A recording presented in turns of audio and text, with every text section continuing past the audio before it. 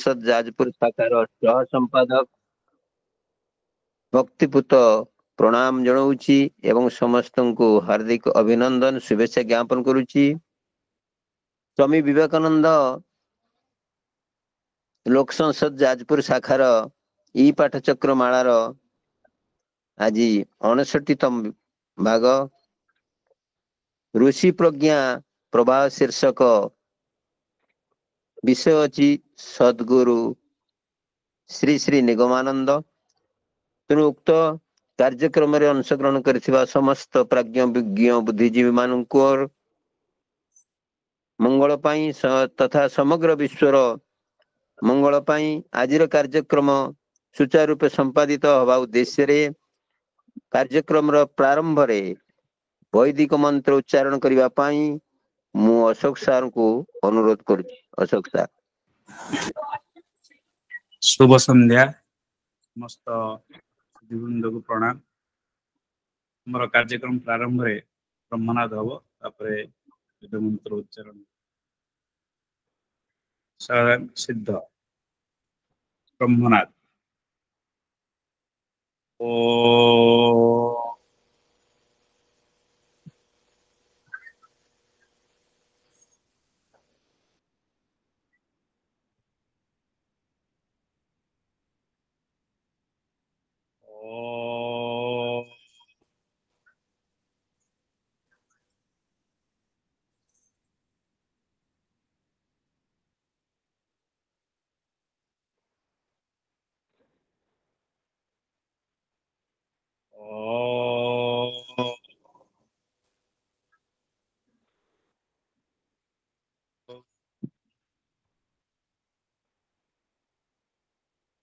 वेद मंत्र कर्पूर गौरं करुणावतारं संसार सारं भुजगेन्द्रहारं सदा वसन्तं हृदयारविन्दे भवं भवानी सहितं नमामि भवं भवानी सहितं नमामि। परवर्ती कार्यक्रम संचालन सम्मान्य लंबोदर भाई। धन्यवाद अशोक सर। परवर्ती कार्यक्रम आज वर्षा बीजा चितुआ पवित्र चितुआ संध्या रे समग्र विश्वर प्रज्ञ पुरुष विश्व विजयी विवेकानंद से अमर वाणी विवेक वाणी पाठ करने मु लावण्यवाला महाशय को अनुरोध करुच्ची। लावण्यवाला।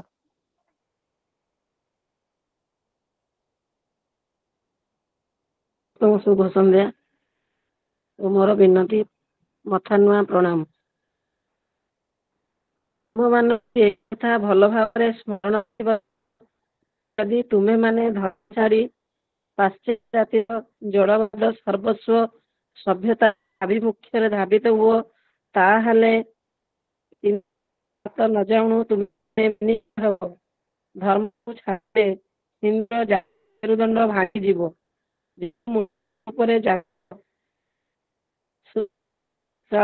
गढ़ा होती संपूर्ण विद्युत स्वामी विवेकानंद। धन्यवाद लावण्य महाशय। तेणु परवर्ती कार्यक्रम आज विषय है सद्गुरु श्री श्री निगमानंद। तेणु उक्त कार्यक्रम रे आज सभापति तो करिबा पाई आमे ए जाजीपुर माँ विरजा माटीर अन्यतम सुजोग संतान को पाइचु। से अखिल भारतीय साहित्य परिषद जाजपुर शाखार सभापति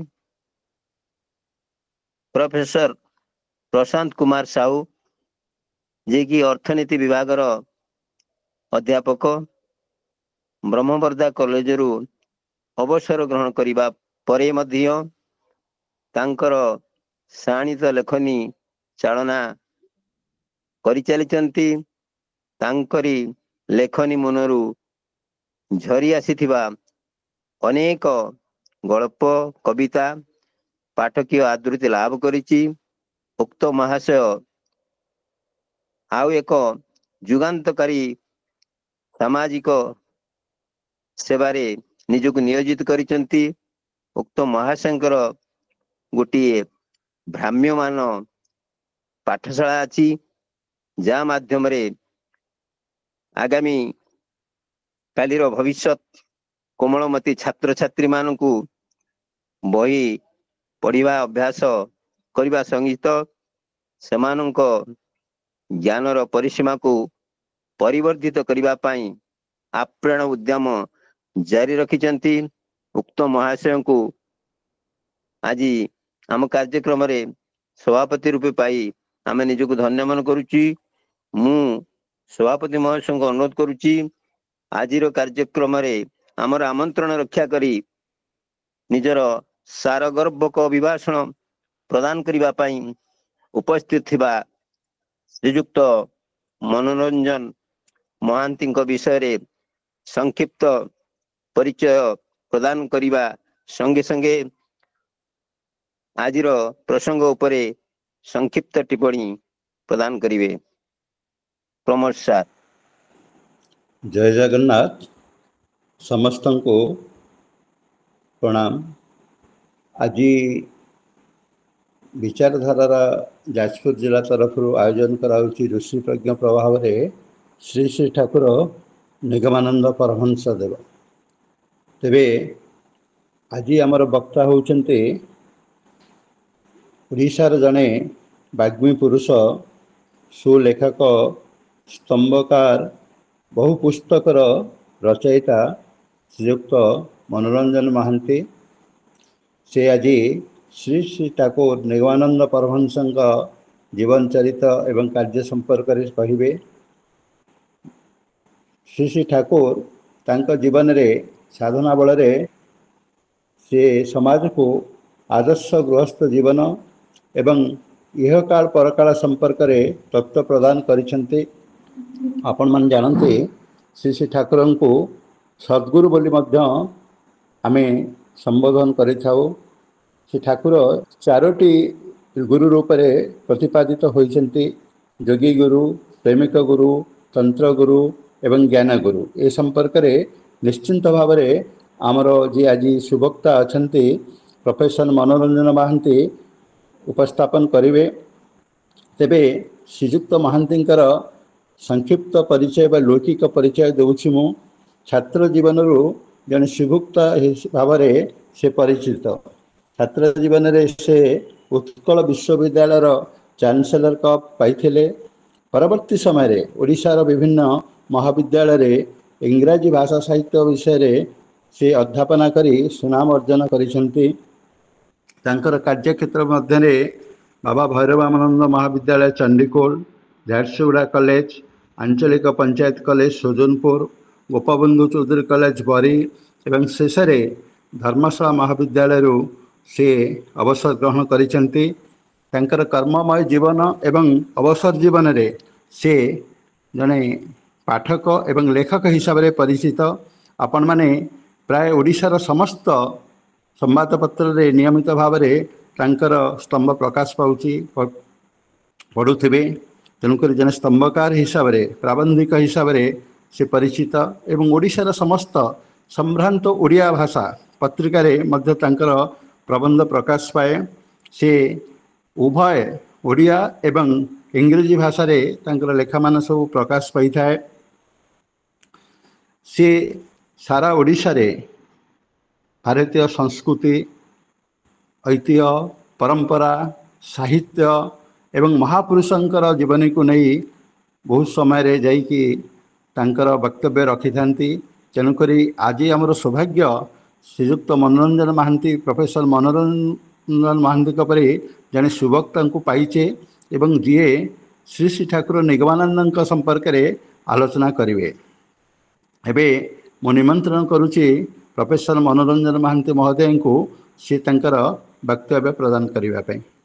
ଏଠି ଆଉ ଖାଲି ଗୋଟେ କଥା ରଖିଦେଉଛି ଆପଣମାନଙ୍କ ପାଇଁ ସୂଚନା ଯେ ଯାଜପୁର ବିଚାରଧାରାର ସଭାପତି ହେଉଛନ୍ତି ଡକ୍ଟର ନିରଞ୍ଜନ ସାହୁ। ସେ ଏବେ ପ୍ରବାସରେ ଅଛନ୍ତି ଏବଂ ଅସୁସ୍ଥ ଅଛନ୍ତି।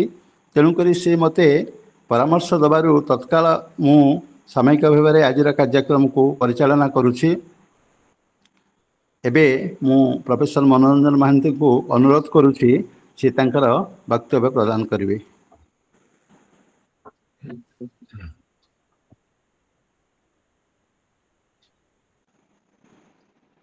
ऋषि प्रज्ञा प्रवाह कार्यक्रम रे जोग देइथिबा समस्त बंधु माननकु मोर जय गुरु प्रणाम जनाउछि। मते सुनी पारुछन तो? मते सुनी ଆଜ୍ଞା ଆଜ୍ଞା ଶୁଭୁଛି ଶୁଭୁଛି। ଆଜ୍ଞା हाँ हाँ ଶୁଣାଯାଉଛି। शुभेच्छा। ऋषि प्रज्ञा प्रवाह कार्यक्रम रे जोग देइथिबा समस्त बंधुंकु मोर जय गुरु प्रणाम। आंभ मानकर परम सौभाग्य जे महाभारतीय चेतनार जणे प्रतीक सन्थ स्वामी निगमानंद सरस्वतींकर पवित्र जीवन आदर्श आमे एठी आलोचना करने को जाउछंती। मु सबु बेले विचार करे विश्वास करे जे स्वामी निगमानंद सरस्वती विश्वर एक विस्मय। इति कठोर साधना रे से अभिनिविष्ट थिले जे से भली साधना रे प्रवृत्त हवा जणे मनीष पक्षरे संभव नुह। जीवन से असाध्य साधना करिसंती।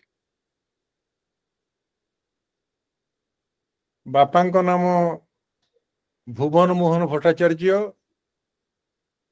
माँ हेले माणिक्य सुंदरी। माणिक्य सुंदरी जगत जननी अंश संभूता नारी, भारतीय नारी।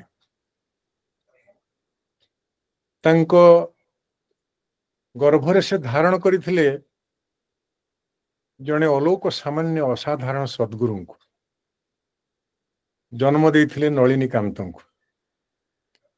निगमानंद सरस्वती पूर्वाश्रमर नाम थिला नलिनी कांत। वृत्ति जने ओभरसियर थिले, गोटे फार्म रे सुपरवाइजर काम करुथिले। विवाह करिथिले, पत्नी नाम थिला सुधांशु बाला। कर्मक्षेत्र रे कार्य करुथिबा समय रे से देखिले निज पत्नी छाया मूर्ति, एस्ट्रल फिगर। स्तंभीभूत हेले, कहले पत्नी तो गाँव रे अच्छी, मु अच्छी कर्मक्षेत्र रे, तार छाया मूर्ति मुझे केमी देखिली। तो परे परे खबर जाई पहुंचला तांको पाखरे जे पत्नी देहांत हो जाइछ। व्यथित हेले, दुखरे म्रियमाण हेले। किंतु जो विशिष्ट कथाटी तांको मन भितर को आसिला सेटा होची जे पत्नी देहांत हैला। ठीक तार परे परे मु तांकर छाया मूर्ति के दर्शन कली। ताले मृत्यु परे गोटे जीवन अछि कि? इह काल जदि अछि, परकाल अछि कि? से अनुसंधान रे से बाहरले। पत्नी को निबिड़ भाव में प्रेम करुथिले, पत्नी को प्रति गभीर आसक्त थिले। चिंता कले मु पत्नी सुधांशु बाला सहित कथा हेबी। जाई पहुंचले सेते बेलर मांद्राज रे पहुंचले। थियोसॉफिकल सोसाइटी ताकू प्रतिष्ठा करिथिले डॉक्टर आनी बेसांत।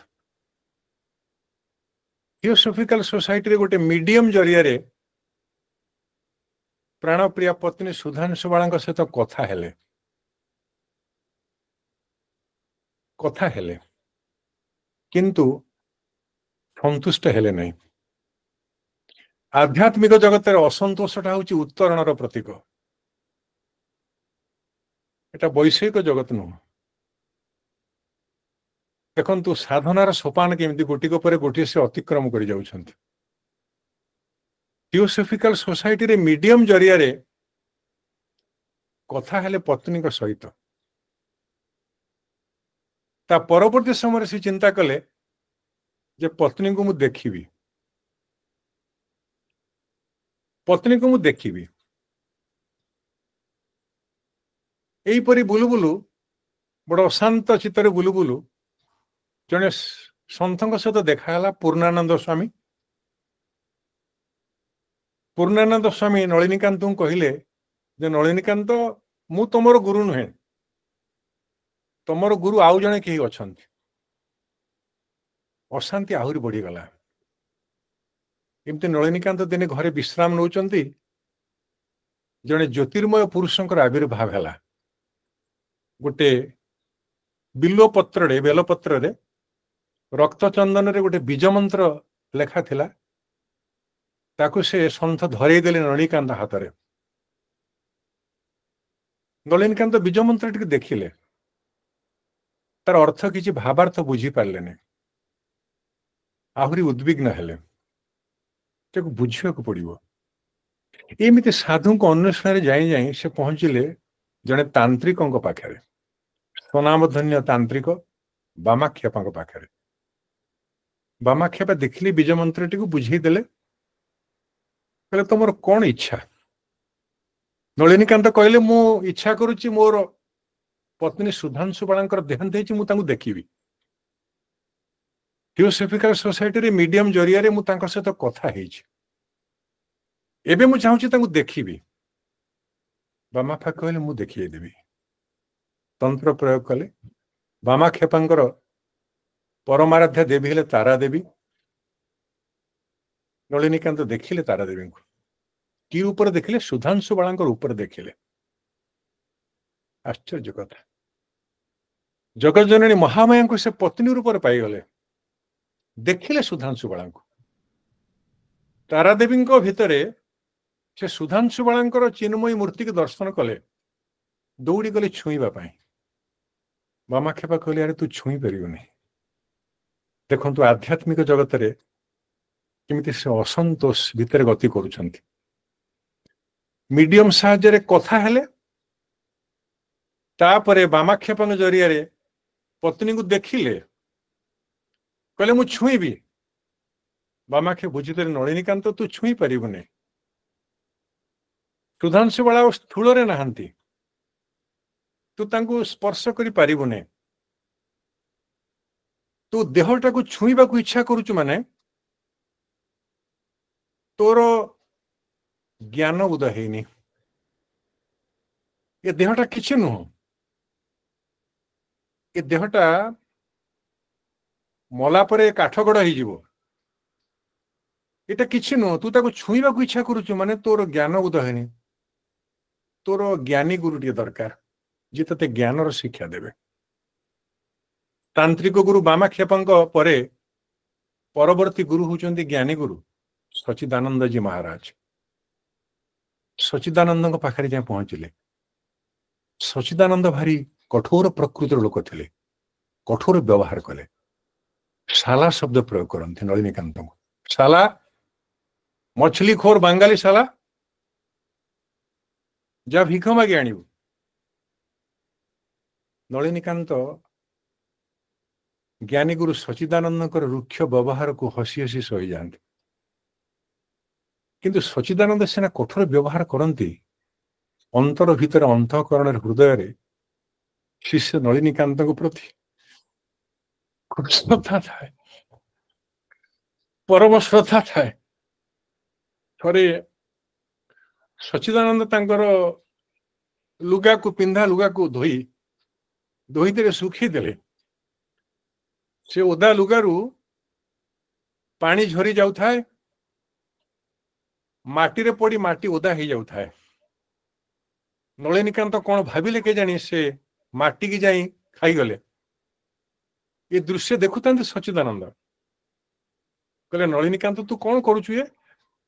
ଆରେ ମୁଁ ତ ପିନ୍ଧା ଲୁଗାଟାକୁ ଧୋଇ ଦେଇକି ତାକୁ ଶୁଖେଇ ଦେଇଥିଲି, ଶୁଖିବା ପାଇଁ ସେଥିରୁ ଟିକେ ପାଣି ଝରୁଛି, ପାଣି ଝରିକି ମାଟି ଓଦା ହେଇଛି, ତୁ ମାଟି ଖାଇଯାଉଛୁ? ନଳିନୀକାନ୍ତ ଉତ୍ତର ଦେଲେ, ଠାକୁର ମୁଁ ଆପଣଙ୍କୁ ଭାରି ଭଲ ପାଉଛି ଠାକୁର, ମୁଁ ଆପଣଙ୍କୁ ଏତେ ଭଲ ପାଉଛି ଯେ ଆପଣଙ୍କ ଓଦା ପିନ୍ଧା ଲୁଗାରୁ ଯୋଉ ପାଣି ନିଗୁଡୁଛି ସେ ପାଣିରେ ମାଟି ଓଦା ହେଇଯାଉଛି, ସେ ମାଟିକି ଚାଟି ଦେବାକୁ ଖାଇଦେବାକୁ ମୋର ଇଚ୍ଛା ହଉଛି। ସଚିଦାନନ୍ଦଙ୍କ ମନରେ ନଳିନୀକାନ୍ତଙ୍କ ପ୍ରତି ଗଭୀର ସ୍ନେହ, ଗଭୀର ମମତ୍ୱ ବୋଧ ଜାଗ୍ରତ ହେଲା। ଗୁରୁ ଶିଷ୍ୟର ସମ୍ପର୍କ ନିବିଡ଼ ହେଲା। ବେଦ ପଢେଇଲେ, ବେଦ ପଢିଲେ ନଳିନୀକାନ୍ତ। ଖୁବ କମ ଦିନରେ ସେ ବେଦ ଅଧ୍ୟୟନ କଲେ। ଜ୍ଞାନୀ ଗୁରୁ ସଚିଦାନନ୍ଦଙ୍କ ଠାରୁ ସେ ଜ୍ଞାନ ଅର୍ଜନ କଲେ, ଜ୍ଞାନ ଲାଭ କଲେ। କହିଲେ ଆରେ ତୋର ଜ୍ଞାନ ଅର୍ଜନ ସମାପ୍ତ ହେଲା, ତୋର ନାଁ ମୁଁ ବଦଳେଇ ଦେବି, ତୋର ନାଁ ମୁଁ ଦେବି ନିଗମାନନ୍ଦ। ନିଗମ ଶବ୍ଦର ଅର୍ଥ ହଉଛି ବେଦ। ବେଦ ଅଧ୍ୟୟନ କରି ତୁ ଆନନ୍ଦ ଅନୁଭବ କରିଥିବାରୁ ତୋର ନାଁ ହଉଛି ନିଗମାନନ୍ଦ। ତାନ୍ତ୍ରିକ ଗୁରୁ ବାମାକ୍ଷେପଙ୍କ ପରେ ଜ୍ଞାନୀ ଗୁରୁ ସଚିଦାନନ୍ଦ, ତାପରେ ପରେ ଆସୁଛନ୍ତି ଯୋଗୀ ଗୁରୁ। ଜ୍ଞାନଟାକୁ ପ୍ରୟୋଗ କରିବା ପାଇଁ ଯୋଗ ସାଧନର ଆବଶ୍ୟକତା ଅଛି। ଯୋଗୀ ଗୁରୁ ହେଲେ ସୁମେରୁ ଦାସ। ଯୋଗ ସାଧନା କଲେ, କଠୋର ଯୋଗ ସାଧନା। ଯୋଗ ସାଧନା ପରେ ତାଙ୍କର ଭାବ ସାଧନା, ପ୍ରେମର ସାଧନା ହେଲା ଗୌରୀ ମା। ହିମାଳୟରେ ଗୁମ୍ଫା ଭିତରେ ଗୌରୀ ମାଙ୍କ ଠାରୁ ସେ ପ୍ରେମର ସାଧନା ଶିକ୍ଷା କଲେ। ଜୀବନରେ 4 ଗୁରୁ ସେ ଗ୍ରହଣ କରିଥିଲେ। ତାନ୍ତ୍ରିକ ଗୁରୁ ହେଲେ ବାମାକ୍ଷେପା, ଜ୍ଞାନୀ ଗୁରୁ ହେଲେ ସଚିଦାନନ୍ଦ, ଯୋଗୀ ଗୁରୁ ହେଲେ ସୁମେରୁ ଦାସ, ଆଉ ପ୍ରେମିକ ଗୁରୁ ହେଲେ ଗୌରୀ ମା। ଏ ଚତୁର୍ବିଧ ସାଧନାରେ ସିଦ୍ଧି ଲାଭ କଲା ପରେ ସେ ଗୋଟେ ନିର୍ଦ୍ଦିଷ୍ଟ ଭାବରୁ ଉତ୍ଥିତ ହେଲେ। ବିଶେଷ କରି ଯୋଗ ସାଧନା ପରେ ପରେ ସେ କହିଲେ ମୁଁ ହଉଛି ଗୁରୁ। କୁମ୍ଭମେଳା ହଉଥାଏ, କୁମ୍ଭମେଳାରେ ସାଧୁ ସନ୍ଥ ମାନଙ୍କର ସମାବେଶ ହେଇଛି। ଅଛନ୍ତି, ଉପସ୍ଥିତ ଅଛନ୍ତି ଜଗତଗୁରୁ ଶଙ୍କରାଚାର୍ଯ୍ୟ। ସେଠିକି ନିଗମାନନ୍ଦ ଯାଇ ପହଞ୍ଚିଛନ୍ତି। ନିଗମାନନ୍ଦ ମଞ୍ଚ ଉପରକୁ ଉଠି ଯାଇ ଆଗେ ପ୍ରଣାମ କଲେ ତାଙ୍କର ଗୁରୁ ସଚିଦାନନ୍ଦଜୀ ମହାରାଜ, ଜ୍ଞାନୀ ଗୁରୁଙ୍କୁ, ତାପରେ ଜଗତଗୁରୁ ଶଙ୍କରାଚାର୍ଯ୍ୟଙ୍କୁ। ସଭାରେ ଗୋଟେ ଗୁଞ୍ଜରଣ ସୃଷ୍ଟି ହେଲା। ସନ୍ଥ ମାନେ କହିଲେ ଦେଖ ଶଙ୍କରାଚାର୍ଯ୍ୟ ଯୋଉଠି ଅଛନ୍ତି ସେଠି ଯୁବକ ସନ୍ନ୍ୟାସୀ ସଚିଦାନନ୍ଦଜୀ ମହାରାଜଙ୍କୁ ପ୍ରଣାମ କଲା ଆଗ। ନିଗମାନନ୍ଦ ଯୁକ୍ତି କଲେ, କହିଲେ ମଣ୍ଡପରେ ଯିଏ କେହି ଥିଲେ ମଧ୍ୟ, ଶଙ୍କରାଚାର୍ଯ୍ୟ ଥିଲେ ମଧ୍ୟ, ମୋର ଗୁରୁଙ୍କୁ ମୁଁ ଆଗେ ପ୍ରଣାମ କରିବି। ମଦଗୁରୁ ଜଗତ ଗୁରୁ, ମୋର ଗୁରୁ ହଉଛନ୍ତି ଜଗତ ଗୁରୁ। ମୁଁ ମୋର ଜ୍ଞାନୀ ଗୁରୁ ସଚିଦାନନ୍ଦଜୀ ମହାରାଜଙ୍କୁ ଆଗେ ପ୍ରଣାମ କରିବି, ତାପରେ ଜଗତ ଗୁରୁ ଶଙ୍କରାଚାର୍ଯ୍ୟଙ୍କୁ ପ୍ରଣାମ କରିବି। ମୋ ନିଜର ଗୁରୁ ହେଲେ ଜଗତ ଗୁରୁ। ସେଇଠି ସାଧୁ ସନ୍ଥ ମାନେ ଖୁସି ହେଲେ ଏବଂ ତାଙ୍କୁ ପରମହଂସ ଉପାଧିରେ ଭୂଷିତ କଲେ। ସେ ହେଲେ ପରମହଂସ ନିଗମାନନ୍ଦ ସରସ୍ୱତୀ। ଗୋଟାଏ ନିର୍ଦ୍ଦିଷ୍ଟ ଭାବ ନେଇ ସେ ଲୋକାଳୟରେ ପ୍ରବେଶ କରିଥିଲେ। ସେ ଭାବଟି ହେଉଛି ମୋ ଗୁରୁ। ଯଦି ଆମେ ଶାସ୍ତ୍ର ପୁରାଣ ଅଧ୍ୟୟନ କରିବା, ଦେଖିବା ଅନେକ ସାଧୁ ସନ୍ଥ ସାଧକ ଭିନ୍ନ ଭିନ୍ନ ଭାବ ନେଇ ଲୋକାଳୟକୁ ଆସିଛନ୍ତି। ବଶିଷ୍ଠଙ୍କ ପୁଅ ହେଲେ ବାମଦେବ। ବାମଦେବ ସାଧନାରେ ପ୍ରବୃତ୍ତ ହେଲେ। ସାଧନା ଶେଷରେ ସେ କହିଲେ ମୁଁ ହଉଛି ମନୁ, ମୁଁ ସୂର୍ଯ୍ୟ। ବାମଦେବ କହିଲେ ମୁଁ ମନୁ, ମୁଁ ସୂର୍ଯ୍ୟ। ସ୍ୱାମୀ ରାମକୃଷ୍ଣ ପରମହଂସ କହିଲେ ମୁଁ ରାମ, ମୁଁ କୃଷ୍ଣ, ମୁଁ ଶ୍ରୀରାମ, ମୁଁ ଶ୍ରୀକୃଷ୍ଣ। ଶଙ୍କରାଚାର୍ଯ୍ୟ ଆଦିଶଙ୍କର ସିଏ କହିଲେ ମୁଁ ହଉଛି ଶିବ, ଚିଦାନନ୍ଦ ରୂପମ ଶିବୋହମ ଶିବୋହମ, ଶିବ ଅହମ ଅହମ ଶିବ, ମୁଁ ହଉଛି ଶିବ। ଏମାନେ ସବୁ ଭିନ୍ନ ଭିନ୍ନ ଭାବ ନେଇ ଲୋକାଳୟରେ ପ୍ରବେଶ କରିଥିଲେ। କିନ୍ତୁ ବିଶ୍ୱର ଆଧ୍ୟାତ୍ମିକ ଇତିହାସରେ ପ୍ରଥମ କରି ପରମହଂସ ନିଗମାନନ୍ଦ ସରସ୍ୱତୀ କହିଲେ ମୁଁ ହଉଛି ଗୁରୁ, ମୁଁ ଗୁରୁ। ଏଇ ଭାବ ନେଇ ସେ ଲୋକାଳୟରେ ପ୍ରବେଶ କଲେ। ତାଙ୍କର ମହତ୍ ଉଦ୍ଦେଶ୍ୟ ଥିଲା। ତାନ୍ତ୍ରିକ ଗୁରୁ ବାମାକ୍ଷେପା ତାଙ୍କୁ କହିଥିଲେ, ଆରେ ମୁଁ ତାନ୍ତ୍ରିକ ତନ୍ତ୍ର ସାଧନା କରୁଛି, ମୁଁ ବାମ ମାର୍ଗର ଲୋକ, ମୁଁ ବାମ ମାର୍ଗୀ, ମୁଁ ଆଲକାତ୍ରାକୁ ଛୁଇଁଦେଲେ କ୍ଷୀର ହେଇପାରିବ, ଚିନି କି ମିଶ୍ରିକୁ ଛୁଇଁଦେଲେ ତା ଅଙ୍ଗାର ହବ, ଅଙ୍ଗାରକୁ ଛୁଇଁଦେଲେ ମିଶ୍ରି ବି ହେଇପାରିବ। ତୁ ସେ ବାମ ମାର୍ଗରେ ଯିବୁ ନାହିଁ। ତୋର ଜୀବନର ଲକ୍ଷ୍ୟ ମହତ ଅଛି, ଉଦ୍ଦେଶ୍ୟ ମହତ ଅଛି। ତୁ ଜଗତ ହିତକର କାର୍ଯ୍ୟରେ ନିଜକୁ ବିନିଯୋଗ କରିବୁ, ଉପଯୋଗ କରିବୁ। ମନେ ରଖିବୁ ଜୀବନଟା ଉପଭୋଗ ପାଇଁ ନୁହଁ, ଜୀବନଟା ଉପଯୋଗ ପାଇଁ। ଜୀବନଟା ଉପଭୋଗର ସାମଗ୍ରୀ ନୁହଁ, ଜୀବନଟା ହେଇଛି ଉପଯୋଗ କରିବା ପାଇଁ, ୟୁଟିଲାଇଜ କରିବା ପାଇଁ, ସତ୍କର୍ମ କରିବା ପାଇଁ। ତୁ ଜଗତ ହିତକର କର୍ମ କରିବା ପାଇଁ ସଂସାରକୁ ଆସିଛୁ। ସେଇଥିପାଇଁ ସେ କହିଲେ ମୁଁ ହଉଛି ଗୁରୁ, ଗୁରୁ ଭାବ ନେଇ ମୁଁ ଆସିଛି, ମୁଁ ଗୁରୁ। ଲୋକହିତକର କାର୍ଯ୍ୟ, ଜଗତ ହିତକର କାର୍ଯ୍ୟ ସାଧନ ଥିଲା ତାଙ୍କର ଲକ୍ଷ୍ୟ।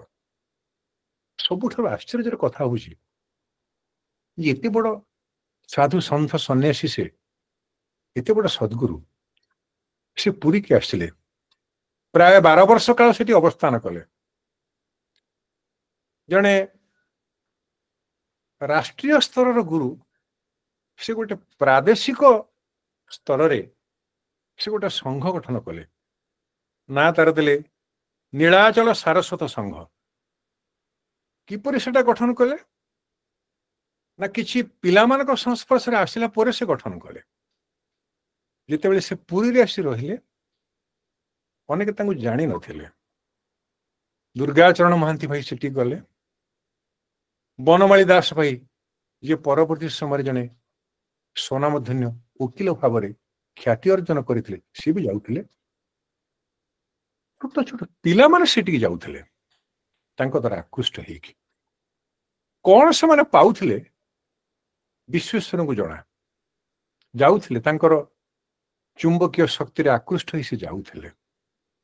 ଦୁର୍ଗାଚରଣ ଭାଇ ସେତେବେଳେ ହାଇସ୍କୁଲର ଛାତ୍ର, ମ୍ୟାଟ୍ରିକ ପରୀକ୍ଷା ଦେବାକୁ ପ୍ରସ୍ତୁତ ହଉଥାନ୍ତି। ତାଙ୍କର ମା ଦେଖିଲେ ଯେ ଦୁର୍ଗାଚରଣ ସବୁବେଳେ ଜଣେ ବାବାଜୀଙ୍କ ପାଖକୁ ଯାଉଛି, ପୁରୀରେ ନୀଳାଚଳ କୁଟୀରକୁ ଯାଉଛି, ସ୍ୱାମୀ ନିଗମାନନ୍ଦ ସରସ୍ୱତୀଙ୍କ ପାଖକୁ ଯାଉଛି। ସେ ପାଠ ପଢୁଛି କେତେବେଳେ, ମ୍ୟାଟ୍ରିକ ପରୀକ୍ଷା ଦେବ। ଦିନେ ଦୁର୍ଗାଚରଣ ଭାଇଙ୍କ ମା ଯାଇ ପହଞ୍ଚିଲେ ଠାକୁର ନିଗମାନନ୍ଦ ସରସ୍ୱତୀଙ୍କ ପାଖରେ।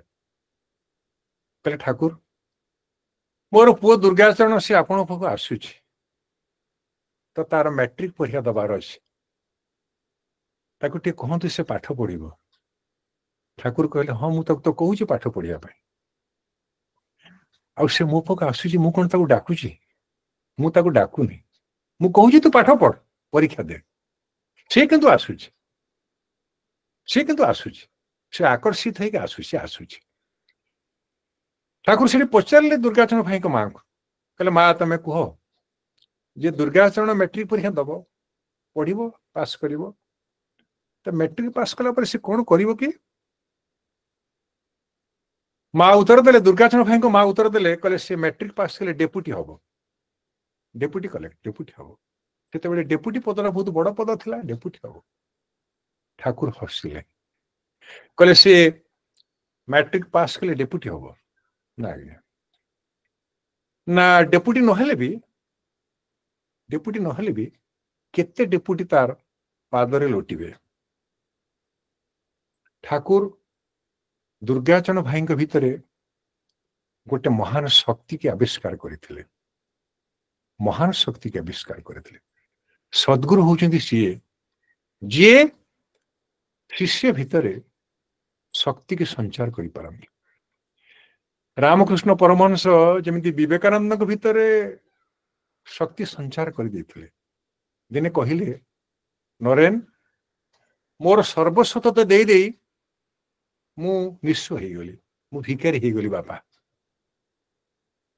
ରାମକୃଷ୍ଣ ଠାକୁର ବିଶ୍ୱବିଜୟୀ କାଳଜୟୀ ସ୍ୱାମୀ ବିବେକାନନ୍ଦଙ୍କ ଉଦ୍ଦେଶ୍ୟରେ କଥା କହିଲେ, ନରେନ ମୋର ସର୍ବସ୍ୱ ତତେ ମୁଁ ଦେଇକି ମୁଁ ନିଃସ୍ୱ ହେଇଗଲି। ଠିକ ସେମିତି ଠାକୁର ନିଗମାନନ୍ଦ ସରସ୍ୱତୀଙ୍କର ଶକ୍ତିଟା କ୍ରିୟାଶୀଳ ହେଇଥିଲା ଦୁର୍ଗାଚରଣ ମହାନ୍ତିଙ୍କ ଠାରେ। ସେ ମ୍ୟାଟ୍ରିକ ପାସ୍ କରି ନଥିଲେ, ଡେପୁଟି ବି ହେଇନଥିଲେ, କେତେ ଡେପୁଟି ତାଙ୍କ ପାଦ ଛୁଇଁ ପ୍ରଣାମ କରୁଥିଲେ, ପଦସ୍ପର୍ଶ କରୁଥିଲେ। ତାଙ୍କ ଭିତରେ ସେ ପ୍ରକାର ଅନନ୍ୟ ଅସାଧାରଣ ଶକ୍ତିଟା ସେମାନେ ଲକ୍ଷ୍ୟ କରିଥିଲେ। ଏ ଯୋଉ ସଂଘଟି ଗଠନ କଲେ ନୀଳାଚଳ ସାରସ୍ୱତ ସଂଘ, ଏ ସଂଘର ଅନେକ ଉଦ୍ଦେଶ୍ୟ ଅଛି। ଠାକୁର କହିଲେ ଯେ ଜଗତ ହିତକର କାର୍ଯ୍ୟ ସାଧନ କରିବା ତାଙ୍କ ଜୀବନର ଚରମ ପରମ ଲକ୍ଷ୍ୟ। କଣ ତାର ଉଦ୍ଦେଶ୍ୟ? ସଦ୍ଗୁରୁଙ୍କର ଉଦ୍ଦେଶ୍ୟଟି କଣ ଥିଲା ନା ଆଦର୍ଶ ଗୃହସ୍ଥ ଜୀବନ। ଆମେ ସମସ୍ତେ ଗୃହସ୍ଥ ଜୀବନ ଯାପନ କରୁଛନ୍ତି। ପତି ପତ୍ନୀ, ଭ୍ରାତା ଭଗ୍ନୀ, ପୁତ୍ର କନ୍ୟା ସମସ୍ତଙ୍କୁ ନେଇ ଘର ସଂସାର ଗଢି ଉଠୁଛି। କିନ୍ତୁ ଗୃହସ୍ଥ ଜୀବନଟି ଆଦର୍ଶ ସ୍ଥାନୀୟ ହବ। ବଡ଼ ପ୍ରତି ଆମ ମନରେ ସମ୍ମାନ ରହିବ, ସାନମାନଙ୍କ ପ୍ରତି ଶ୍ରଦ୍ଧା ରହିବ, ପିତାମାତାଙ୍କ ପ୍ରତି ଭକ୍ତି ରହିବ, ସମସ୍ତେ ମନ ମିଳି ଚଳିବା। ଆମେ ସବୁ ଗୃହସ୍ଥ। ଆଦର୍ଶ ଗୃହସ୍ଥ କିଏ? ନା ଯିଏ ଠାକୁରଙ୍କୁ କେନ୍ଦ୍ର କରି ଗୃହସ୍ଥ ଜୀବନଟିଏ ବଞ୍ଚୁଥାଏ, ସେ ହଉଛି ଆଦର୍ଶ ଗୃହସ୍ଥ। ଠାକୁରଙ୍କୁ କେନ୍ଦ୍ର କରିବାର ଅର୍ଥ ଠାକୁରଙ୍କର ଜୀବନର ଆଦର୍ଶକୁ ଅନୁସରଣ କରିବା, ତାଙ୍କର ନୀତିବାଣୀ, ତାଙ୍କର ଉଚ୍ଚାରଣ ଗୁଡ଼ିକୁ ନିଜ ଜୀବନରେ କାର୍ଯ୍ୟକାରୀ କରିବା। ସେ କହିଲେ ତୁମେ ସଂଘ ଗଢ଼, ତୁମେ 3 ଜଣ ଏକତ୍ର ହେଲେ ମୁଁ ସେଠି ପ୍ରତ୍ୟକ୍ଷ ଭାବରେ ଆବିର୍ଭୂତ ହେବି। 3 ଜଣ ଶିଷ୍ୟଙ୍କୁ ନେଇ, ଭକ୍ତଙ୍କୁ ନେଇ ଗୋଟେ ସଂଘ ଗଠନ କରିହବ ବୋଲି ସେ କହିଲେ। ଆଦର୍ଶ ଗୃହସ୍ଥ ଜୀବନ ଯାପନ କରିବା ହେଲା ତାଙ୍କର ମୂଳ ଉଦ୍ଦେଶ୍ୟ। ଦ୍ୱିତୀୟରେ କହିଲେ ସଂଘ ଶକ୍ତିର ପ୍ରତିଷ୍ଠା। ସଂଘ ଶକ୍ତି କଳଉ ଯୁଗେ, କଳି ଯୁଗରେ ଆମେ ଯେତେ ମହତ ସଂଘଟିଏ ଗଠନ କରିବା ସେତେ ଆମ ପାଇଁ ମଙ୍ଗଳ। ମୁଁ ଜଣେ ବସି ପ୍ରାର୍ଥନା କଲେ ତାର ପ୍ରଭାବ ଯେତିକି ହବ, ଆମେ ଅନେକ ଲୋକ ମିଳିମିଶି ଜଣଙ୍କ ଉଦ୍ଦେଶ୍ୟରେ ପ୍ରାର୍ଥନା କଲେ ତାର ପ୍ରଭାବ ନିଶ୍ଚୟ ଗଭୀର ହବ, ସୁଦୂର ପ୍ରସାରୀ ହବ। ସଂଘ ଶବ୍ଦର ଅର୍ଥ ଠାକୁର ଆମକୁ ଦେଲେ। ସଂଘ କଣ ନା ସମଯୁକ୍ତ ଘ ସମାନ ସଂଘ। ସମ ଶବ୍ଦର ଅର୍ଥ ହଉଛି ମନୁଷ୍ୟ, ମନୁଷ୍ୟ। ସଂସାର, ସମ ହଉଛି ମନୁଷ୍ୟ, ମନୁଷ୍ୟ ଯୋଉଠି ସାର ବା ଶ୍ରେଷ୍ଠ ସେ ସଂସାର। ସଙ୍ଗୀତ, ସମଗୀତ, ମନୁଷ୍ୟର ଗୀତ, ମଣିଷର ଗୀତ ହଉଛି ସଙ୍ଗୀତ। ପକ୍ଷୀଟି ଗୀତ ଗାଏ, ମଣିଷ ସଙ୍ଗୀତ ଗାଏ। ସମଗୀତ, ସମ ଶବ୍ଦ ଅର୍ଥ ମଣିଷ, ମନୁଷ୍ୟ। କହିଲେ ସମଯୁକ୍ତ ଘ ସମାନ ସଂଘ, ମଣିଷ ମାନଙ୍କର, ବହୁ ମଣିଷଙ୍କର ଗୋଟିଏ ଲକ୍ଷ୍ୟର ଘନୀଭୂତ ରୂପ ହଉଛି ସଂଘ। ବହୁ ମଣିଷ ଆମେ ଏକତ୍ର ହବା, ଆମର ଗୋଟିଏ ଲକ୍ଷ୍ୟ ରହିବ, ଆମେ ଠାକୁରଙ୍କୁ ପାଇବା। ଆମ ଭିତରେ ଭଗବାନ ଯୋଉ ପୂର୍ଣ୍ଣତା ଦେଇଛନ୍ତି ସେ ପୂର୍ଣ୍ଣତାକୁ ଆମେ ଅନୁଭବ କରିବା।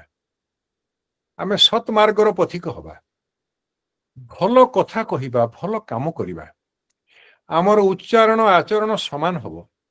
ଆମେ ଆଦର୍ଶ ଗୃହସ୍ଥ ହବା। ଯିଏ ଆଦର୍ଶ ଗୃହସ୍ଥ ସେ ଗୋଟେ ଆଦର୍ଶ ସଂଘ ଗଠନ କରିପାରିବ। ସଂଘ ଶକ୍ତିର ପ୍ରତିଷ୍ଠା କରିବା ପାଇଁ ଠାକୁର ସେଇ କଥାଟା କହିଲେ। ଆଉ ଗୋଟେ ବଡ କଥା କହିଲେ ଯେ ଅସାମ୍ପ୍ରଦାୟିକ ଭାବରେ ସନାତନ ଧର୍ମର ପ୍ରଚାର। ଏବେ ସବୁ ସମ୍ପ୍ରଦାୟ ଭିତରେ ଗଣ୍ଡଗୋଳ, ବିଭ୍ରାଟ। ଠାକୁର କହିଲେ ଅସାମ୍ପ୍ରଦାୟିକ ଭାବରେ ସବୁ ସମ୍ପ୍ରଦାୟ ସମାନ, ସବୁ ମଣିଷ ସମାନ, ଜଣେ ପରମେଶ୍ୱର ସମସ୍ତଙ୍କ ଭିତରେ ବିଦ୍ୟମାନ। ସନାତନ ଧର୍ମ ବୋଇଲେ କୌଣସି ନିର୍ଦ୍ଦିଷ୍ଟ ଧର୍ମ ନୁହଁ, ତାହା ଶାଶ୍ୱତ ଚିରନ୍ତନ। ସନାତନ ଧର୍ମର ଲକ୍ଷ୍ୟଟି କଣ? ତାର ଉଦ୍ଦେଶ୍ୟଟି କଣ? ଗୋଟିଏ, କଣ ନା ମଣିଷ ପୂର୍ଣ୍ଣ, ମଣିଷ ଭିତରେ ପୂର୍ଣ୍ଣତା, ପରଫେକ୍ସନ ରହିଛି। ସେଇ ପରଫେକ୍ସନକୁ ଅନୁଭବ କରିବାର କଥା। मु पूर्ण मो जीवन शून्य नुह मो भितर पूर्णता अच्छी ए पूर्णता टाकू अनुभव करवा हूँ सनातन धर्मर असल लक्ष्य एवं उद्देश्य।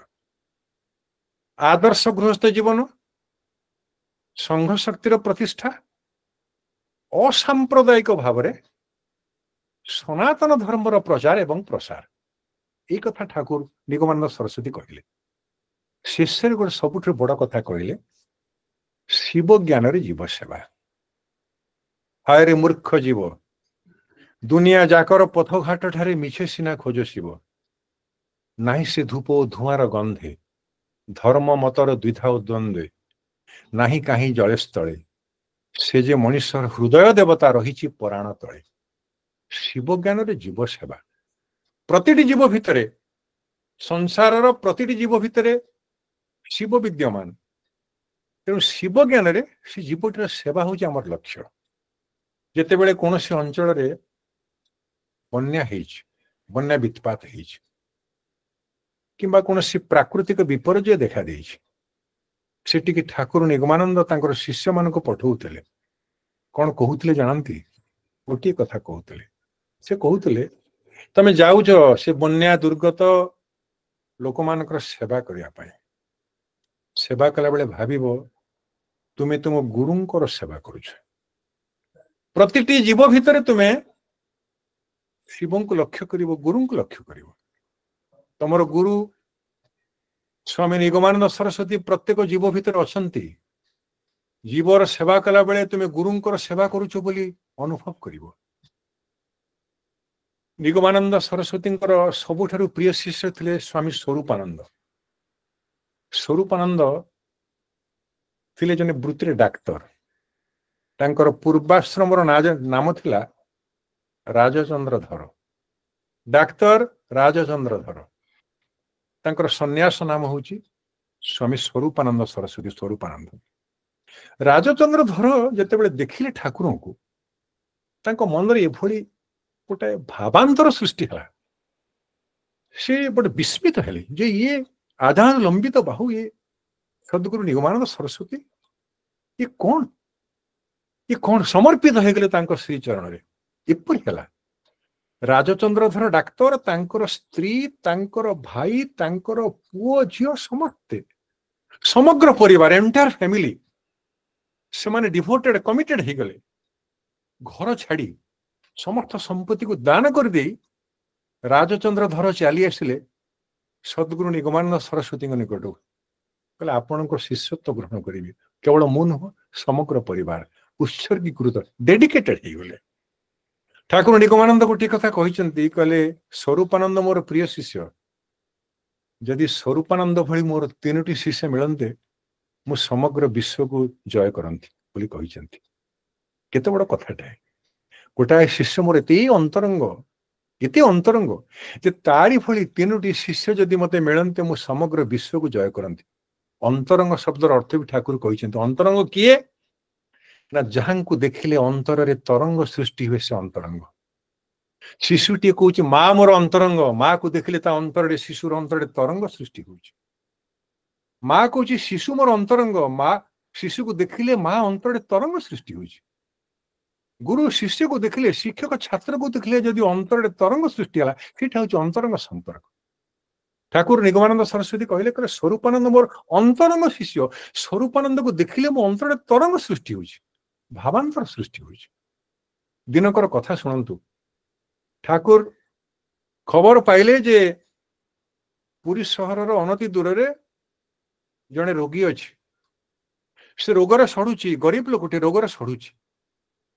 ठाकुर पाखे था स्वरूपानंद, तांकर प्रियतम मोस्ट फेवरेट डिसाइपल शिष्य।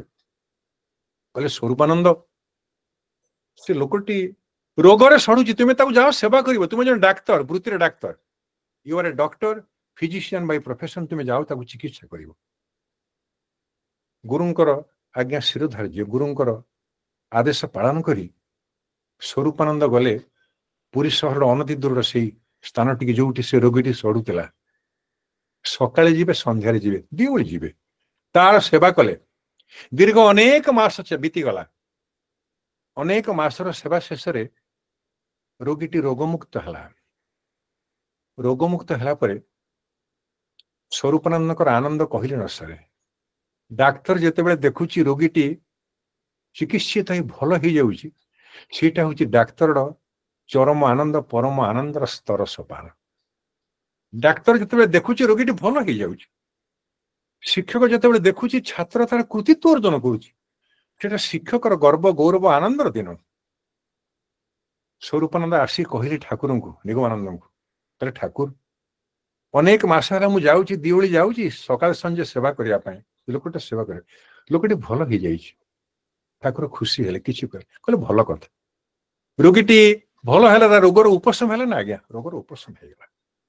ତା ପରଦିନ ସକାଳୁ ଠାକୁର ନିଗମାନନ୍ଦ ସରସ୍ୱତୀ ସେ ରୋଗୀର ଘରକୁ ଯିବାକୁ ପ୍ରସ୍ତୁତ ହେଲେ। କାହାକୁ ଆଶ୍ରମରେ କିଛି କହିଲେ ନାହିଁ। ଉଦ୍ଦେଶ୍ୟ କଣ? ଯେ ସ୍ୱରୂପାନନ୍ଦ କହିଛନ୍ତି ରୋଗୀଟି ଭଲ ହେଇଯାଇଛି, ରୋଗୀର ରିଆକ୍ସନ, ପ୍ରତିକ୍ରିୟା କଣ ଜାଣିବା ପାଇଁ ଠାକୁର ନିଜେ ଗଲେ ତାର ଘରକୁ, ଚାଲି ଚାଲି ଗଲେ। ଯେ ସେ ରୋଗୀର ଘରେ ପହଞ୍ଚିଲେ, ଠାକୁରଙ୍କୁ ଦେଖି ତାର କୁଣ୍ଢମୋଟ ହେଇଗଲା। ଠାକୁରଙ୍କୁ ନେଇ ଗୋଟେ ଉଚ୍ଚ ଆସନ ଦେଇ ବସିଲା, କାରଣ ଠାକୁର ଆପଣ ମୋ ଘରକୁ ଆସିଛନ୍ତି, ଘର ଆଜି ପବିତ୍ର ହେଲା। କାହିଁକି ଆସିଛନ୍ତି ଆପଣ? କଣ କେମିତି ଟିକେ ଆବିର୍ଭାବ ହେଲା ଆପଣଙ୍କର? ମୁଁ ତ ଯାଇଥାନ୍ତି, ଭଲ ହେଲା। ନା ନାଇଁ ନାଇଁ ନାଇଁ ନାଇଁ, ମୁଁ କାଲି ସ୍ୱରୂପାନନ୍ଦଙ୍କ ଠାରୁ ଶୁଣିଲି ଯେ ତୁମେ ଭଲ ହେଇଯାଇଛ। ନା ଆଜ୍ଞା, ମୁଁ ଭଲ ହେଇଯାଇଛି, ସମ୍ପୂର୍ଣ୍ଣ ରୋଗମୁକ୍ତ। ନା ସମ୍ପୂର୍ଣ୍ଣ ରୋଗମୁକ୍ତ। ଆଚ୍ଛା, ମୁଁ ଆସିଛି ପଚାରିବା ପାଇଁ, ମୋର ଶିଷ୍ୟ ସ୍ୱରୂପାନନ୍ଦ ସରସ୍ୱତୀ, ସେ ଥିଲେ, ତାଙ୍କର ପୂର୍ବାଶ୍ରମର ନାମ ଥିଲା ରାଜଚନ୍ଦ୍ରଧର, ଜଣେ ଡାକ୍ତର ସିଏ। ମୁଁ ଆସି ତମଠୁ ଜାଣିବା ପାଇଁ, ମୁଁ ସେ ଶିଷ୍ୟଙ୍କୁ ପଠେଇଥିଲି ତମର ସେବା କରିବା ପାଇଁ। ସେ ସେବା କେମିତିକା କଲେ? ତମର ମନ ଦେଇ ସେବା କରୁଥିଲେ କି ନାହିଁ? ଲୋକଟି କଣ ଉତ୍ତର ଦେଲା ଜାଣନ୍ତି? ଲୋକଟି କହିଲା, ଠାକୁର କି କଥା ଆପଣ କହୁଛନ୍ତି? ସ୍ୱରୂପାନନ୍ଦ ମୋର ଏଭଳି ସେବା କରିଛନ୍ତି ଯେ ଯଦି ମୋ ଦେହର ଛାଲକୁ ଉତାରି ସ୍ୱରୂପାନନ୍ଦଙ୍କ ଗୋଡ଼ ପାଇଁ ଜୋତା ତିଆରି କରାଯାଏ, ତଥାପି ମୁଁ ତାଙ୍କ ଋଣ ସୁଝି ପାରିବି ନାହିଁ। ଚିନ୍ତା କରନ୍ତୁ। ରୋଗୀ କହୁଛି ଯେ ଡାକ୍ତର ମୋର ଏମିତି ସେବା କରିଛନ୍ତି, ସ୍ୱରୂପାନନ୍ଦ ମୋର ଏମିତି ସେବା କରିଛନ୍ତି, ଯଦି ମୋ ଦେହର ଛାଲକୁ ଉତାରି ସେ ଡାକ୍ତରଙ୍କର ଗୋଡ଼ ପାଇଁ ଜୋତା ତିଆରି କରାଯାଏ, ତଥାପି ମୁଁ ତାଙ୍କ ଋଣକୁ ସୁଝି ପାରିବି। ଭାଇ ମନୋରଞ୍ଜନ ଭାଇ, ଆଜ୍ଞା, ସମାପ୍ତ କରନ୍ତୁ ଆଉ 5 ମିନିଟ୍ ଭିତରେ, ତାପରେ ପ୍ରଶ୍ନୋତ୍ତର କାର୍ଯ୍ୟକ୍ରମ ଅଛି। ଏଇଠି ସମାପ୍ତ କରିଦେବି। ନାଇଁ ନାଇଁ, ସମାପ୍ତ ମାନେ ଟିକେ ତାକୁ ସାରାଂଶ କୁହନ୍ତୁ। 5 ମିନିଟ୍ ଭିତରେ ପ୍ରଶ୍ନୋତ୍ତର କାର୍ଯ୍ୟକ୍ରମ ଅଛି। ନାଇଁ, ଆଉ କେତେ ସମୟ କହିବୁ? ଆଉ 5 ମିନିଟ୍ କହିବି ତ? 5 ମିନିଟ୍, ହଁ, ହଁ, 5 ମିନିଟ୍। ଆଚ୍ଛା, ହଉ ଠିକ ଅଛି, ଆଉ 5 ମିନିଟ୍, ହଁ ମୁଁ କହୁଛି, ଠିକ ଅଛି। ତ ଜୀବନରେ 4 ଗୁରୁ ଗ୍ରହଣ କରିଥିଲେ, ତାନ୍ତ୍ରିକ ଗୁରୁ, ଯୋଗୀ ଗୁରୁ, ଜ୍ଞାନୀ ଗୁରୁ, ପ୍ରେମିକ ଗୁରୁ। ଆପଣଙ୍କର ଯୋଗୀ ଗୁରୁ ବହିରେ ଠାକୁର ନିଜର ମହତ ଲକ୍ଷ୍ୟଟା ଦେଖେଇ ଦେଇଛନ୍ତି। ସେ କହୁଛନ୍ତି, ଯୋଗୀ ଗୁରୁ ବହିରେ କହୁଛନ୍ତି, ମୁଁ ଖାଲି ସ୍ୱଳ୍ପରେ କହିଦେଉଛି, ତାଙ୍କର 4 ଗୁରୁର ସାରାଂଶ ସ୍ୱଳ୍ପରେ 4-5 ମିନିଟ୍ ଭିତରେ। ଯୋଗୀ ଗୁରୁ ବହିରେ ସେ କହୁଛନ୍ତି ଯେ ଆମେ ସାଧାରଣ ମଣିଷ ଗଙ୍ଗା, ଯମୁନା, ସରସ୍ୱତୀର ତ୍ରିବେଣୀ ସଙ୍ଗମରେ ଯାଇ ସ୍ନାନ କରୁ, ଅବଗାହନ କରୁ। ଗଙ୍ଗା, ଯମୁନା, ସରସ୍ୱତୀର ତ୍ରିବେଣୀ ସଙ୍ଗମରେ ଦୈହିକ ସ୍ନାନ କଲେ ମଣିଷର ଅନ୍ତର ଆତ୍ମା ଶୁଦ୍ଧ ହୁଏ ନାହିଁ। କହିଲେ ମୋର ଯୋଗ ସାଧନାରୁ ମୁଁ ଜାଣିଛି, ମଣିଷ ଭିତରେ ଇଡା ଅଛି, ପିଙ୍ଗଳା ଅଛି, ସୁଷୁମ୍ନା ଅଛି। ଇଡା, ପିଙ୍ଗଳା, ସୁଷୁମ୍ନାର ମିଳନସ୍ଥଳ ତ୍ରିକୁଟରେ ଯୌଗିକ ସ୍ନାନ କଲେ ମଣିଷର ଅନ୍ତର ଆତ୍ମା ଶୁଦ୍ଧ ହବ। ତାକୁ ତମେ କରିପାରିବ ନାହିଁ, ସାଧାରଣ ମଣିଷ କରିପାରିବ ନାହିଁ। ସେ ସାଧନାଟା ମୁଁ କରିଛି। ମୁଁ କରି ତାର ସୁଫଳ ପାଇଛି। ତମେ କେବଳ ମତେ ଟିକେ ଭଲ ପାଅ। କେତେ ବଡ଼ କଥାଟା ସେ କହିଲେ ଗଙ୍ଗା, ଯମୁନା, ସରସ୍ୱତୀର ତ୍ରିବେଣୀ ସଙ୍ଗମରେ ଦୈହିକ ସ୍ନାନ କଲେ ଅନ୍ତର ଆତ୍ମା ଶୁଦ୍ଧ ହବ ନାହିଁ। ଇଡା, ପିଙ୍ଗଳା, ସୁଷୁମ୍ନାର ମିଳନସ୍ଥଳ ତ୍ରିକୁଟରେ ଯୌଗିକ ସ୍ନାନ କଲେ, ମାନେ ଯୋଗ ବଳରେ ତ୍ରିକୁଟରେ ଉପନୀତ ହେଇପାରିଲେ, ପହଞ୍ଚି ପାରିଲେ ମଣିଷର ଅନ୍ତର ଶୁଦ୍ଧ ହବ, ଆତ୍ମା ଶୁଦ୍ଧ ହବ। ଏ ସାଧନାଟା ମୁଁ କରିଛି। ଠାକୁର କହୁଛି ମୁଁ କରିଛି। ମୁଁ ଯୋଗ ବଳରେ ତ୍ରିକୁଟରେ ଉପନୀତ ହେଇଛି। ତୁମେ ସାଧାରଣ ମଣିଷ ସେଭଳି କଠୋର ସାଧନା କରିପାରିବ ନାହିଁ। କଳିଯୁଗରେ ସେପରି କଠୋର ସାଧନା କରିବାର ଆବଶ୍ୟକତା, ପ୍ରୟୋଜନୀୟତା ମଧ୍ୟ ନାହିଁ। ତୁମେ କେବଳ ମତେ ଟିକେ ଭଲ ପାଅ, ମୋ ନିକଟରେ ସମର୍ପିତ ହୁଅ। ତାଙ୍କର ଯୋଉ ଆଦର୍ଶ ଗୃହସ୍ଥ ଜୀବନ ଗଠନ, ସଂଘ ଶକ୍ତିର ପ୍ରତିଷ୍ଠା, ଅସାମ୍ପ୍ରଦାୟିକ ଭାବରେ ସନାତନ ଧର୍ମର ପ୍ରଚାର ଏବଂ ଶିବଗାନର ଜୀବ ସେବା, ଏ ସମସ୍ତର ମୌଳିକ ଲକ୍ଷ୍ୟ ହେଲା ତୁମେ ଟିକେ ମତେ ଭଲ ପାଅ, ତୁମର ଗୁରୁଙ୍କୁ ଟିକେ ଭଲ ପାଅ। ଭଲ ପାଇବାର ଅର୍ଥ ସମର୍ପିତ ହବା। ଏ ଯୋଉ ସମର୍ପଣ ଭାବଟା ସେ ବେଶୀ ଦେଖେଇଛନ୍ତି ଆପଣ ମାନଙ୍କର ପ୍ରେମିକ ଗୁରୁ ବହିରେ। ପ୍ରେମିକ ଗୁରୁ ବହିରେ ସେ ରାଧାକୃଷ୍ଣଙ୍କର ଲୀଳାମୃତ କହିଛନ୍ତି। ରାଧା ହଉଛନ୍ତି ଜୀବ, ଶ୍ରୀକୃଷ୍ଣ ହଉଛନ୍ତି ପରମ। ଜୀବ ପରମର ସଂଯୋଗ। ଜୀବ ତା ଭିତରେ ପରମକୁ ଅନୁଭବ କରିବ, ଉପଲବ୍ଧି କରିବ, ସ୍ୱୟଂ ସମର୍ପିତ ହେଇଯିବ। ଯୋଉ ସମର୍ପଣର ଭାବଟା, ପ୍ରେମିକ ଗୁରୁ ବହିଟି ଆପଣଙ୍କର ଆରମ୍ଭ ହଉଛି ପ୍ରେମରୁ, ଶେଷ ହଉଛି ମହାଭାବରେ। ପ୍ରେମ, ସ୍ନେହ, ମାନ, ପ୍ରଣୟ, ରାଗ, ଅନୁରାଗ, ଭାବ, ମହାଭାବ। ପ୍ରେମରେ ଆରମ୍ଭ, ମହାଭାବରେ ଶେଷ। ପ୍ରେମର ପ୍ରତୀକ ହେଲେ ଶ୍ରୀକୃଷ୍ଣ, ଶ୍ରୀକୃଷ୍ଣ ହେଲେ ପ୍ରେମମୟ ପୁରୁଷ। ମହାଭାବର ପ୍ରତୀକ ହେଲେ ରାଧାରାଣୀ, ରାଧା ହେଲେ ମହାଭାବମୟୀ। ଗୋପୀମାନେ ହେଲେ ମହାଭାବମୟୀ। ଠାକୁରଙ୍କର କହିବା କଥା ଯେ ଗୋପୀମାନଙ୍କର ଜ୍ଞାନ ନଥିଲା, ଧନ ନଥିଲା, ଜନବଳ ନଥିଲା, ଜ୍ଞାନ ବଳ, ଧନ ବଳ, ଜନବଳ, ମାନ କିଛି ନଥିଲା, କିନ୍ତୁ ହୃଦୟରେ ଟିକେ ଭକ୍ତି ଭାବ ଥିଲା। ସେମାନେ କହୁଥିଲେ କୃଷ୍ଣଙ୍କୁ ଆମେ ଭଲ ପାଉ, କୃଷ୍ଣ ଆମର, ଆମେ କୃଷ୍ଣଙ୍କର। ଜୀବ କହୁଛି ପରମ ମୋର, ପରମ କହୁଛି ଜୀବ ମୋର। ଏଇ ଯୋଉ ଭାବ, ଏ ସମର୍ପଣର ଭାବ, ଏଇଟା ହଉଛି ପ୍ରେମିକ ଗୁରୁର ସନ୍ଦେଶ, ପ୍ରେମିକ ଗୁରୁର ବାର୍ତ୍ତା। ତାଙ୍କର ଚାରି ଗୁରୁ ମହାଭାରତୀୟ ଚେତନାରେ ସମୃଦ୍ଧ, ବୈଦିକ ଚେତନାରେ ସମୃଦ୍ଧ। ସେ ଗଠନ କରିବାକୁ ଚାହିଁଛନ୍ତି ଭଲ ମଣିଷ। ସେ କହୁଛନ୍ତି ତୁମେ ମଣିଷ ହୁଅ, ମୁଁ ମଣିଷତ୍ୱର ଭିକାରୀ। ମୋର କଣ ଅଭାବ ଅଛି ତମେ ମତେ ଦବ? ମୁଁ ତ ପଖାଳ ଭାତ ଆଉ ଏ ଟଙ୍କ ଆମ୍ବିଳା ଦହି ଖାଉଛି, କଳମ ଶାଗ ଖାଉଛି, ମୋର କଣ ଅଭାବ ଅଛି ତମେ ମତେ ଦବ? ତମଠୁ ମୁଁ ଆଶା କରୁଛି, ଭିକ୍ଷା ମାଗୁଛି ମଣିଷତ୍ୱ। ତୁମେ ଯୋଉଦିନ ଭଲ ମଣିଷ ହେଇଯିବ, ସେଦିନ ମୁଁ ମୋର ଭିକ୍ଷା ପାଇଗଲି। ଜଣେ ସଦ୍ଗୁରୁ ତାଙ୍କର ଶିଷ୍ୟଙ୍କ ଠାରୁ କେବଳ ଏତିକି ଆତ୍ର ଆଶା କରୁଛନ୍ତି। ଧନ୍ୟବାଦ ଭାଇ। ଭାଇ ଏବେ ସମୟ ହେଉଛି ପ୍ରଶ୍ନୋତ୍ତରର। ଏ କାର୍ଯ୍ୟକ୍ରମରେ ଯୋଗଦାନ କରିଥିବା ସମସ୍ତ ଆଚ୍ଛା ସୁଧୀବୃନ୍ଦଙ୍କୁ ଅନୁରୋଧ କରିବି, ଆମର ପ୍ରଶ୍ନୋତ୍ତର ସମୟ ଅଛି ମାତ୍ର 5 ମିନିଟ୍। ଆଚ୍ଛା ନିର୍ଦ୍ଦିଷ୍ଟ ଭାବରେ ପ୍ରଶ୍ନ ପଚାରିବେ ଏବଂ ତାର ଉତ୍ତର ଦେବେ ଆଜିର ବକ୍ତା ପ୍ରଫେସର ମନୋରଞ୍ଜନ ମହାନ୍ତି। ସମସ୍ତଙ୍କୁ ନମସ୍କାର। ଗୋଟେ ଜିଜ୍ଞାସା ଉପସ୍ଥାପନ କରୁଛି ଯେ ଆଚାର୍ଯ୍ୟ ନିଗମାନନ୍ଦ ସରସ୍ୱତୀଙ୍କର ଯୋଉ ଜୀବନ ଦର୍ଶନ, ତାଙ୍କର ଭକ୍ତମାନେ କହନ୍ତି ଯେ ଆଚାର୍ଯ୍ୟ ଶଙ୍କରଙ୍କର ମତ ଏବଂ ଶ୍ରୀ ଚୈତନ୍ୟଙ୍କ ପଥ, ଏ ତାଙ୍କ ଜୀବନ ଦର୍ଶନ ଆଉ ୟା ଭିତରେ କଣ ସାମଞ୍ଜସ୍ୟ ବା ବ୍ୟତିକ୍ରମ ଅଛି, ତା ଉପରେ ଟିକେ ଆଲୋକପାତ କରିବା ପାଇଁ ଅନୁରୋଧ କରୁଛି। ଆଜ୍ଞା, କହୁଛନ୍ତି ଯେ শঙ্করের মত, গৌরাঙ্গের পথ। শঙ্করଙ୍କର মত হচ্ছে জ্ঞাନ, ବେଦାନ୍ତ ଦର୍ଶନ, ଜ୍ଞାନ। ଗୌରାଙ୍ଗ ଚୈତନ୍ୟ ଦେବଙ୍କର ପଥ ହଉଛି ଭକ୍ତି। ଭକ୍ତି ଆଉ ଜ୍ଞାନର ମିଶ୍ରଣ ହେଇଛି, ଭକ୍ତି ଜ୍ଞାନର ମିଶ୍ରଣ ହେଇଛି। ତାଙ୍କର ଜ୍ଞାନୀ ଗୁରୁ ବହିରେ ଜ୍ଞାନର ପରାକାଷ୍ଠା ପ୍ରଦର୍ଶିତ ହେଇଛି। ପ୍ରେମିକ ଗୁରୁ ବହିରେ ଭକ୍ତିର ପରାକାଷ୍ଠା ପ୍ରଦର୍ଶିତ ହେଇଛି। ଭକ୍ତି ଏବଂ ଜ୍ଞାନର ଏକ ଅପୂର୍ବ ସମନ୍ୱୟ ସ୍ୱାମୀ ନିଗମାନନ୍ଦ ସରସ୍ୱତୀ। ଶଙ୍କরের মত, গৌরাঙ্গের পথ, ସେ କଥାଟା ସେ ଦେଖେଇଛନ୍ତି।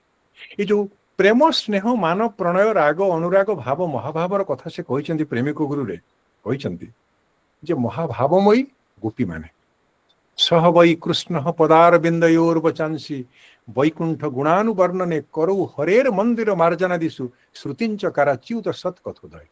ये श्लोक को से बारंबार बारंबार से उद्धार କରିଛନ୍ତି ନିଜର ପ୍ରେମିକ ଗୁରୁ ବହିରେ। ବନ୍ଦେ ନନ୍ଦ ବ୍ରଜ ସ୍ତ୍ରୀଣାଂ ପାଦରେଣୁ ଅଭିକ୍ମସଃ ଯାସୁ ହରି କଥୋଦ୍ଗୀତଂ ପୁନାତି ଭୁବନ ତ୍ରୟଂ। ସ୍ୱୟଂ ବ୍ୟାସଦେବ ମଧ୍ୟ ହାର ମାନିଛନ୍ତି। ବ୍ୟାସଦେବ କହୁଛନ୍ତି ଯେ ମୁଁ ଭଗବାନ ଶ୍ରୀକୃଷ୍ଣଙ୍କୁ ପ୍ରଣାମ କରୁଛି, ବନ୍ଦନା କରୁଛି, ତା ପୂର୍ବରୁ ମୁଁ ଗୋପୀମାନଙ୍କ ପଦ ବନ୍ଦନା କରୁଛି। ପାଦରେଣୁ ଅଭିକ୍ମସଃ, ଯେ ଗୋପୀମାନଙ୍କର ପାଦ ଧୂଳି ମୋର ମସ୍ତକ ଯୋଗ୍ୟ, ତାଙ୍କର ପାଦ ଧୂଳି ମୁଁ ଆଣିକି ମୁଣ୍ଡରେ ବୋଳିବି। ଭକ୍ତିର ଚରମ ପରାକାଷ୍ଠା ପ୍ରଦର୍ଶିତ ହେଇଛି ଠାକୁରଙ୍କ ଜୀବନରେ। ଠାକୁରଙ୍କର ପ୍ରେମିକ ଗୁରୁ ବହିରେ ଜ୍ଞାନ ଏବଂ ଭକ୍ତିର ସମନ୍ୱୟ ହେଇଛି। ତାଙ୍କର ଲେଖା ଗୁଡ଼ିକରେ।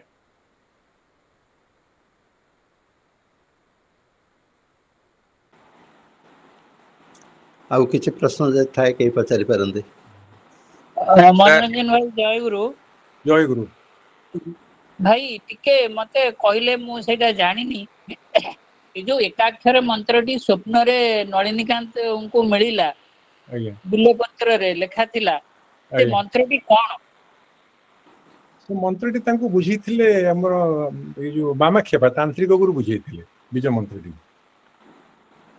ନାଇଁ, ସେଇ ବୀଜ ମନ୍ତ୍ରଟି କଣ ଆପଣ ଜାଣନ୍ତି କି? ମୁଁ ସେଇଟା ଜାଣିନି। ସେଟା ମୋ ଜ୍ଞାତ ସାରେ ନାହିଁ, ମୁଁ ତାକୁ ଆଉ ସେ ତ ନାଇଁ, ଆମେ ତ ସବୁବେଳେ ସେଇ ଏକାକ୍ଷରୀ ମନ୍ତ୍ର କଥା କହିଥାଉ, ଆଜ୍ଞା କିନ୍ତୁ ସେଇ ମନ୍ତ୍ରଟି ମୁଁ ଏପର୍ଯ୍ୟନ୍ତ କାହାଠୁ ପାଇନି। ଆଜ୍ଞା। ସେଇଥିପାଇଁ ପଚାରିଲି, ଆପଣ କାଳେ ଜାଣିଥିବେ। ନାଇଁ, ସେ ମନ୍ତ୍ରର ତାର ଜପ କୌଶଳ ତାଙ୍କୁ ଶିଖେଇଥିଲେ ତାନ୍ତ୍ରିକ ଗୁରୁ ବାମାକ୍ଷେପା ଶିଖେଇଥିଲେ। ଆଉ ଆଜ୍ଞା, ଶିଖେଇଥିଲେ। ଆଜ୍ଞା ଶିଖେଇଥିଲେ, ହଁ। ମୋର ଜ୍ଞାତ ସାରେ ମଧ୍ୟ ନାହିଁ ସେ ମନ୍ତ୍ରଟି, ବୀଜ ମନ୍ତ୍ରଟି। ହଁ ଭାଇ, ମୁଁ ବି ସେଇଟା ଜାଣିନି, ମୁଁ ସେଇଥିପାଇଁ ପଚାରିଲି। ଆଜ୍ଞା ଜୟଗୁରୁ। ଆଜ୍ଞା ହଁ ମା, ଟିକେ କହିବେ କି ଗୁରୁ ମନ୍ତ୍ରଟା ଆଜ୍ଞା ଦୀକ୍ଷା ମନ୍ତ୍ରଟା କୁହାଯାଏନି। ଆଜ୍ଞା ହଁ ଗୁରୁ ହଁ ମନ୍ତ୍ର, ଦୀକ୍ଷା ମନ୍ତ୍ର, ସେଟା ଆପଣ ଯଦି ଦୀକ୍ଷିତ ହେବେ ତାହେଲେ ସେ ମନ୍ତ୍ରଟା ଜାଣିବେ। ଓଙ୍କାର ମନ୍ତ୍ରଟା ହଉ, ଯୋଉ ଏକାକ୍ଷରୀ ମନ୍ତ୍ର ହଉ, ଆପଣ ଗୁରୁଙ୍କର ବୀଜ ଦୀକ୍ଷିତ ମନ୍ତ୍ର, ଗୁରୁଙ୍କର ବୀଜ ହଁ, ମନ୍ତ୍ର ଆମେ ଜାଣିନାହୁଁ ବୋଲି କହୁ। ବୀଜ ଆଜ୍ଞା ମନ୍ତ୍ର ତା କୁହାଯାଏ ନାହିଁ। ଆଜ୍ଞା ସେଟା ଆପଣ ନିଜେ ଜାଣିଲେ ତାପରେ ସେଟା ଜାଣି ହେବ।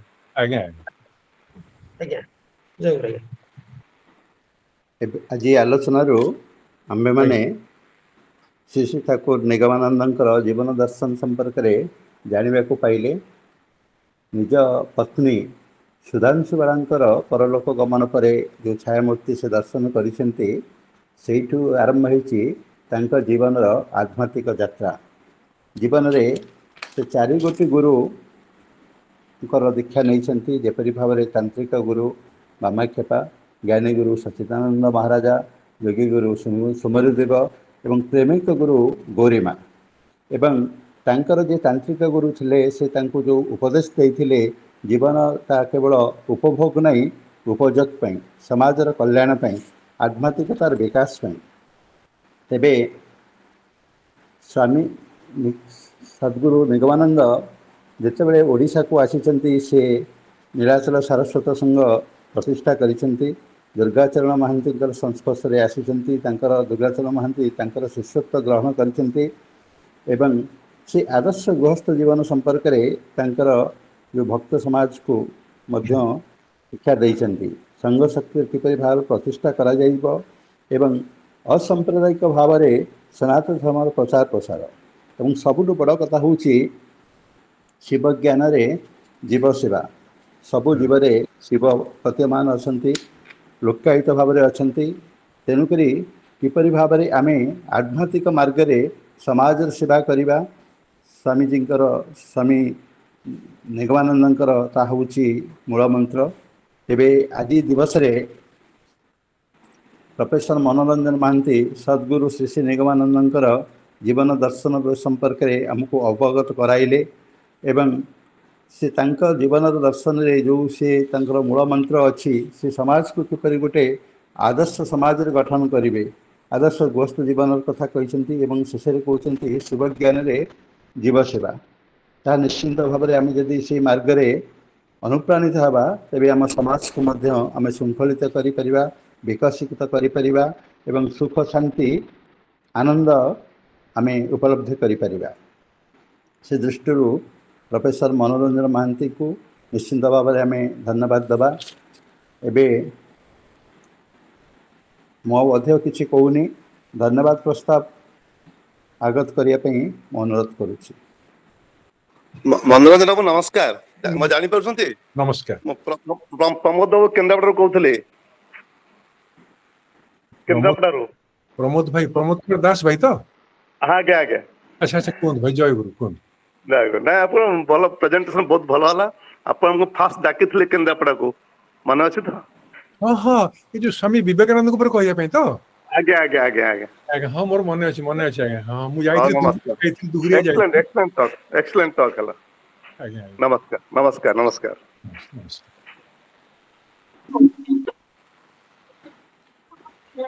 धन्यवाद सभापति महोदय। तेणु परवर्ती पर्याय आनुष्ठानिक भाव धन्यवाद अर्पण करने केदार सार को स्थिरीकृत होता। अनिर्वार्य कारणवशतः से अनुपस्थित अच्छा। तेणु आज ये धन्यवाद अर्पण कार्यक्रम को मु संपादन करने उद्यम करुच्ची। धन्यवाद पर्वर प्रथम पर्याय मु स्वामी विवेकानंद लोक संसद जाजपुर शाखा तरफ धन्यवाद ज्ञापन करुच्ची। जो विदग्ध श्रोता माने दीर्घ गोटे घंटा उपस्थित रही आमर आलोचक श्रीजुक्त मनोरंजन महांती सारगर्भक अभिभाषण को आकंठ आस्वादन करे। स्वामी विवेकानंद लोक संसद जाजपुर शाखा तरफ अशेष कृतज्ञता धन्यवाद ज्ञापन करुच्ची। धन्यवाद। आज कार्यक्रम सभापतित्व करिथिबा प्रशांत कुमार साहू महाशय को मु अशेष कृतज्ञता और धन्यवाद अर्पण करुच्ची। आज कार्यक्रम प्रारंभ रे वैदिक मंत्र उच्चारण करिथिबा स्वामी विवेकानंद लोक संसद जाजपुर शाखा आजीवन सभ्य अशोक सार को अशेष कृतज्ञता और धन्यवाद ज्ञापन करुच्ची। विवेक वाणी पाठ करिथिबा लावण्यवाला महाशय को मु अशेष कृतज्ञता और धन्यवाद ज्ञापन करुच्ची। आज आम समस्त आकर्षण आलोचक श्रीजुक्त मनोरंजन महांती जे कि खूब सुंदर भाव सद्गुरु श्री श्री निगमानंद उपरे शिक्षणीय एवं अत्यंत चित्ताकर्षक वक्तव्य प्रदान कले। आम समस्त श्रोता मान को मंत्रमुग्ध कले। उक्त महाशय को स्वामी विवेकानंद लोक संसद जाजपुर शाखा तरफ अशेष कृतज्ञता धन्यवाद ज्ञापन करने संगे संगे मो तरफ भक्तियुक्त प्रणाम ज्ञापन करुच्ची। परिशेष अशोक सार को अनुरोध करुच्ची ते शांति पाठ करन। वर्तमान शांति मंत्र हम सर्वे भवन्तु सुखिनः सर्वे सन्तु निरामयाः सर्वे भद्राणि पश्यन्तु मा कश्चित् दुःखभाग् भवेत्। ओम शांति शांति शांति। समस्त को पुनः प्रणाम। नमस्कार नमस्कार नमस्कार। नमस्कार।